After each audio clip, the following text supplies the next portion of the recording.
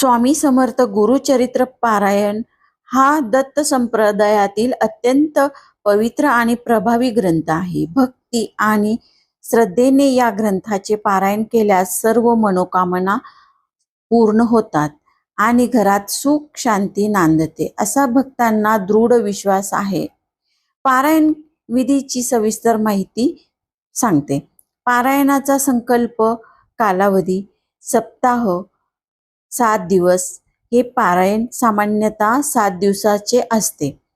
आता इतर पर्याय श्रद्धेनुसार तुम्ही 3, 11 किंवा 21 दिवसाचेही पारायण करू शकता. आता 7 दिवसाचे वाचन नियोजन अध्याय विभागणी कशी करायची, तर 7 दिवसात संपूर्ण 52 किंवा 53 अध्याय पूर्ण करण्यासाठी खालील प्रमाणे विभागणी करावी. पहिला दिवस अध्याय 1 ते 9. दुसरा दिवस 10 ते 21. तिसरा दिवस अध्याय 22 ते 29.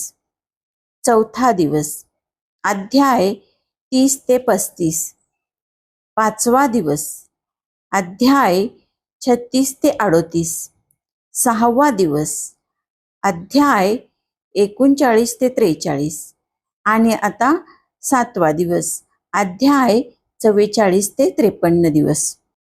आता आपण पारायणाचे नियम बघणार आहोत. सुरुवातीला पहिल्यांदा आसन आणि दिशा. तर वाचन करताना पूर्व किंवा उत्तर दिशेला तोंड करून बसावे. स्वच्छ व पवित्र आसनाचा वापर करावा. 2. नित्यक्रम. पोथी वाचण्यापूर्वी रोज स्नानादी शुद्ध होऊन दत्त महाराजांच्या प्रतिमेचे आणि पोथीचे पूजन करावे. 3. मंत्र जप. वाचण्यापूर्वी किंवा नंतर एक माळ श्री गुरुदेव दत्त किंवा श्री स्वामी समर्थ या मंत्राचा जप करावा. आता यानंतर आपला आहार कसा असावा, तर पारायण काळात सात्विक भोजन करावे. शक्यतो कांदा लसूण मांसाहार आणि शिळे अन्न वर्ज्य करावे. आता 4. तुम्ही डिजिटल संसाधने आणि वाचन. जर तुमच्याकडे छापील पोथी नसेल किंवा तुम्ही एखाद्या प्रवासात असाल तर तुम्ही डिजिटल माध्यमातूनही पारायण करू शकता. संपूर्ण 12 अध्यायाचे वाचन करण्यासाठी श्री गुरुचरित्र या संकेतस्थळाचा वापर करू शकता. गुरुचरित्र पारायणाचे मुख्य महत्त्व. संकट निवारण. गुरुचरित्राच्या पठणाने भक्तांच्या जीवनातील अडचणी दुःख दूर होतात.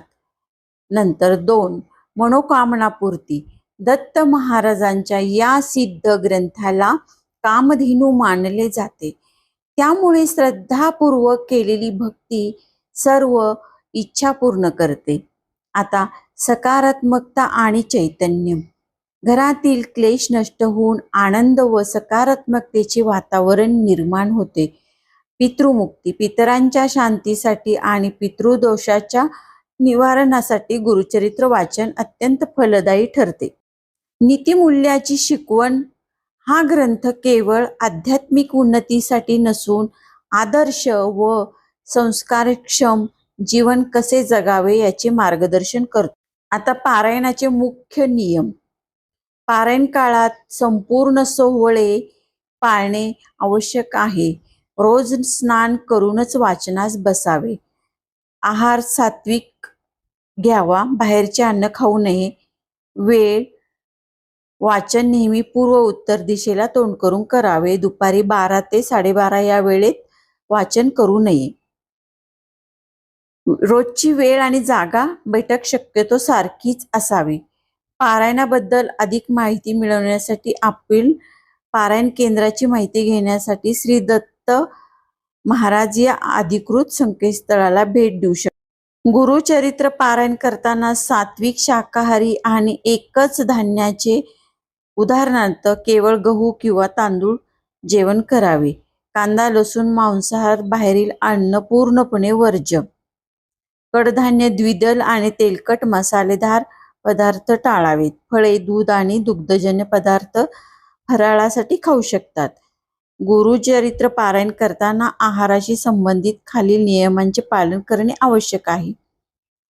एकधान्य फराळ एका दिवशी एकाच धान्याचे सेवन करावे. जर गहू निवडले तर गव्हाचे पदार्थ, पोळी, लापशी खावेत. तांदूळ निवडले तर तांदळाचे भात, पेज पदार्थ खावेत. सात्विक अन्न, दूध, फळे, साबुदाणा, राजगिरा यासारखे सात्विक पदार्थ खावेत. नैवेद्य दररोज पोथीला फळ, दूध, साखर किंवा सात्विक गोडाचा नैवेद्य दाखवावा. स्वामी समर्थांचा तारक मंत्र दररोज किमान 1 ते 3 वेळा किंवा 11 वेळा म्हणणे उत्तम मानले जाते. अधिक फल प्राप्तीसाठी, विशिष्ट संकटाच्या निवारणासाठी हा मंत्र एकाग्रतेने 108 वेळा एक माळ देखील जपला जातो. तारक मंत्र कसा म्हणावा? सकाळी देवपूजेच्या वेळी किंवा संध्याकाळी दिवे लागणीच्या वेळी स्वच्छ मनाने व स्नान करून तारक मंत्र म्हणावा. मंत्र म्हणताना देवासमोर पाण्याने भरलेला पेला तांब्या ठेवावा. मंत्र पठण पूर्ण झाल्यानंतर ते पाणी तीर्थ म्हणून स्वतः प्यावे आणि कुटुंबातील सदस्यांना पण द्यावे. संकल्प जर तुम्ही एखाद्या विशिष्ट समस्येसाठी हा मंत्र करत असाल तर रोज 1, 5, 7 किंवा 11 वेळा अशी संख्या ठरवून नियमितपणे त्याच वेळेस मंत्र म्हणावा. श्री गुरुचरित्र दररोज किमान सप्ताह पारायण 7 दिवसाचे म्हणून किंवा 3 दिवसात वाचता येते.